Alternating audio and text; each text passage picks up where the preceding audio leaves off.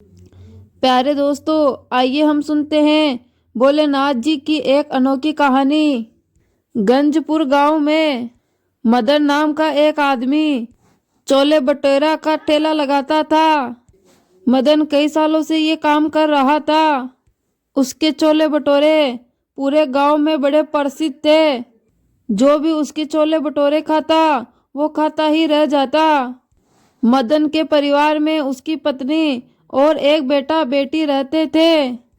उसकी बेटी की शादी हो चुकी थी और उसका 20 वर्षीय पुत्र सोनू पूरे दिन आवारा डोलता फिरता रहता था और शाम को ही घर लौटता था।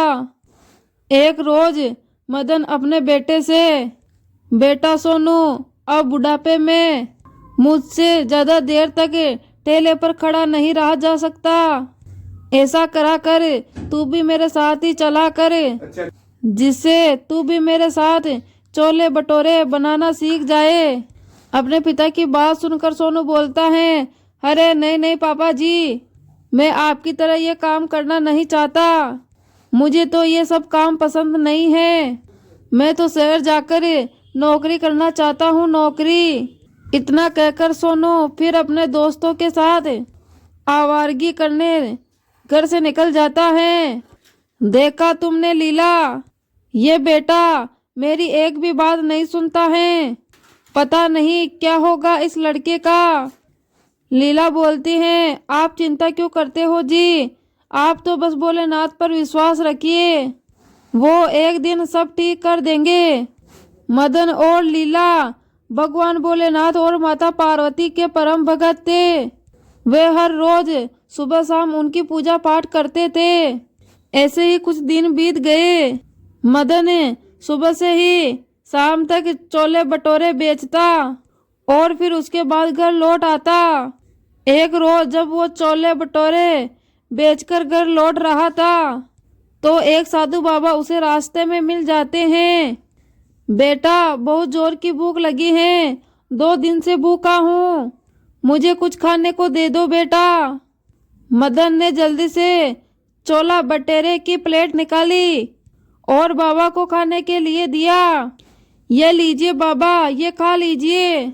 साधु बाबा भूख के मारे झट से सारे छोले भटूरे खा लेते हैं। फिर वो साधु बाबा मदन से पूछते हैं, बेटा तू इतना उदास क्यों है? मदन बाबा को सारी बात बताता है।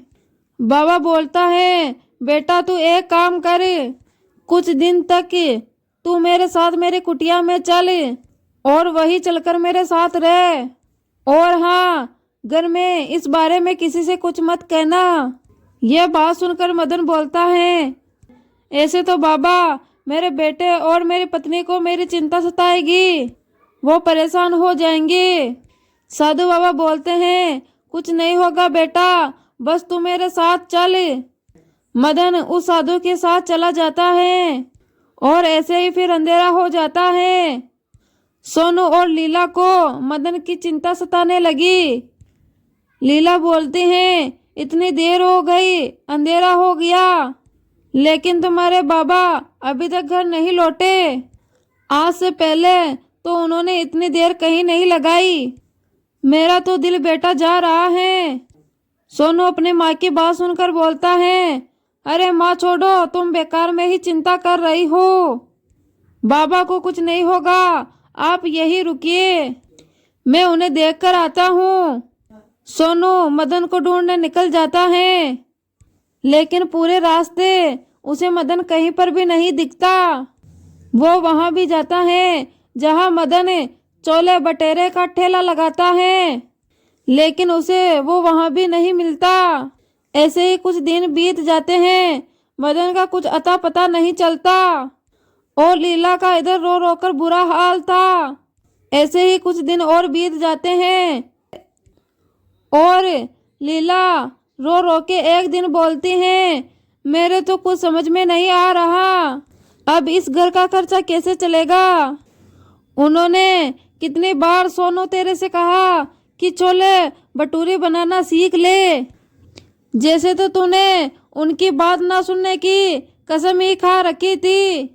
ये बात सुनकर सोनू बोलता है, अरे माँ, मुझे क्या पता था कि बाबा एक दिन ऐसे चले जाएंगे। लेकिन अब मैं अपने बाबा के काम को आगे बढ़ाऊंगा। मैं छोले भटूरे का ठेला लगाकर बेचूंगा।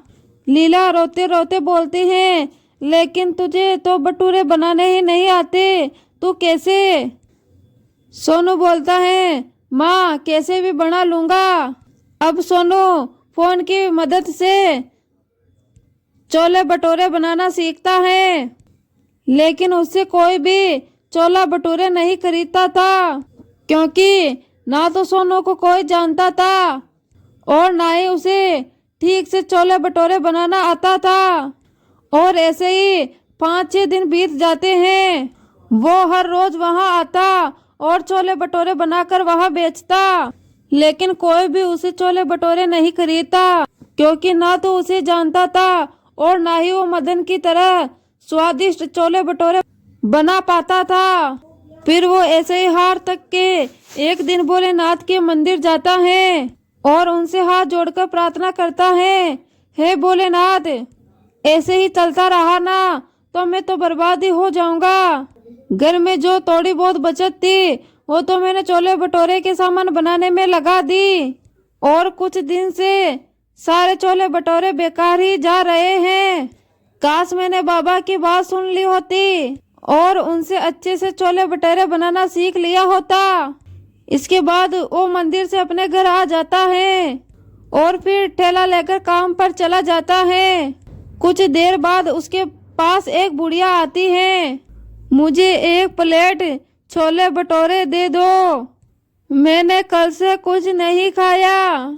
सोनू उस बुढ़िया को 1 प्लेट छोले भटूरे दे देता है, जिसे खाते ही बुढ़िया माई बोलती है, छी, इसमें नमक कितना तेज है, क्या तुझे छोले भटूरे बनाने नहीं आते? ये सुनकर सोनू की आंखों से आंसू बहने लगते हैं और वो रोते हुए उस बुढ़िया माई को सारी बात बताता है। अच्छा तो ये बात है, कोई बात नहीं बेटा, मैं तुझे छोले भटूरे बनाना सिखाऊंगी और तुम चिंता मत करो, कुछ ही दिनों में तुम बहुत अच्छे छोले भटूरे बनाना सीख जाओगे। अब वो बुढ़िया माई रोज उसके ठेले पर आकर उसे छोले भटूरे बनाना सिखाने लगी और अब उसकी अच्छी कमाई होने लगी थी। और अब उस बुढ़िया माई भी उसके ठेले पर आना बंद हो गई। ऐसे ही बहुत दिन बीत जाते हैं। अब वो पूरा ठेला अच्छे से संभालने लगा और उधर कुटिया में साधु बाबा के साथ रह रहे मदन को साधु बाबा ने कहा, बेटा, अब समय आ गया है कि तू अपने घर लौट जाए। अब तेरी परेशानी खत्म हुई। और बाबा की यह बात सुनकर मदन अपने घर लौट आता है। मदन को देखकर उसकी पत्नी फूट फूट कर रोने लगती है।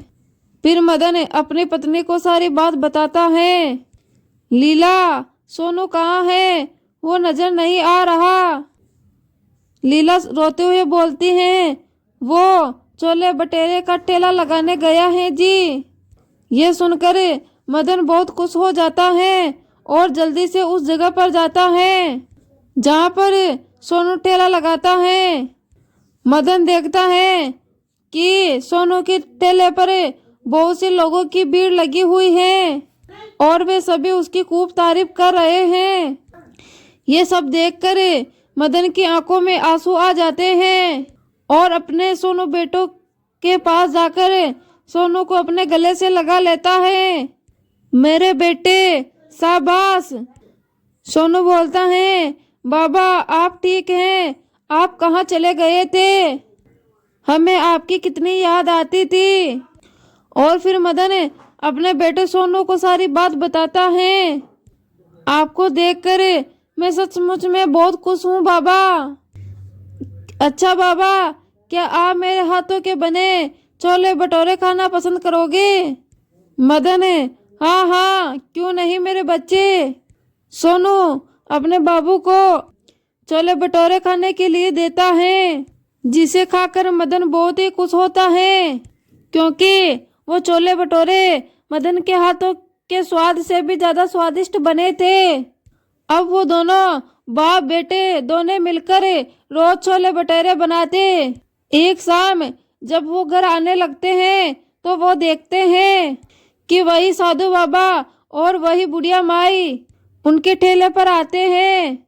हमें छोले भटूरे नहीं खिलाओगे बच्चा? मदन, अरे साधु महाराज आप यहाँ? हाँ हाँ अभी लो छोले भटूरे। मदन उन दोनों को छोले भटूरे खाने के लिए दे देता है और मदन बोलता है, जानते हो सोनू बेटा, ये वही महाराज हैं जिनकी कुटिया में मैं इतने दिन तक रहा था। और फिर सोनू बोलता है, बाबा ये वही बुढ़िया माई है जिन्होंने मुझे इतने स्वादिष्ट छोले भटूरा बनाना सिखाया था। छोले भटूरे खाते ही वो दोनों शिव और पार्वती में परिवर्तित हो जाते हैं। उन्हें देख दोनों बाप बेटे हैरान रह जाते हैं। भोलेनाथ जी बोलते हैं, बेटा सोनू, अब से अपने पिता की आज्ञा मानना, इसी में तुम्हारी भलाई है और किसी भी बात की चिंता मत करना, हम सदैव तुम्हारे साथ हैं। माता पार्वती बोलती हैं, अब से तुम लोगों को किसी भी चीज की कोई कमी नहीं होगी, ये आशीर्वाद है हमारा तुम दोनों को। ये कहकर भोलेनाथ और माता पार्वती वहां से अंतर्ध्यान हो जाते हैं और उस दिन के बाद से ही उनके छोले भटूरे का व्यापार बहुत अच्छा चलने लग गया और उसी दिन से अब वो सबसे पहले छोले भटूरे बनाकर भोलेनाथ और माता पार्वती के भोग लगाते और उसके बाद ही छोले भटूरे बाजार में बेचा करते थे।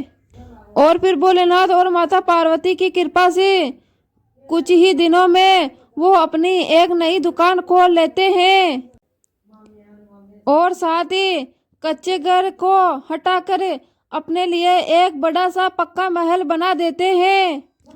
और फिर कुछ दिनों के बाद ही सोनू अकेले ही छोले भटूरे का व्यापार संभालने लगता है और लीला और मदन घर पर रहकर आराम से भोलेनाथ और माता पार्वती की पूजा पाठ करते हैं और फिर वो एक साथ खुशी खुशी से अपना जीवन जीने लगे।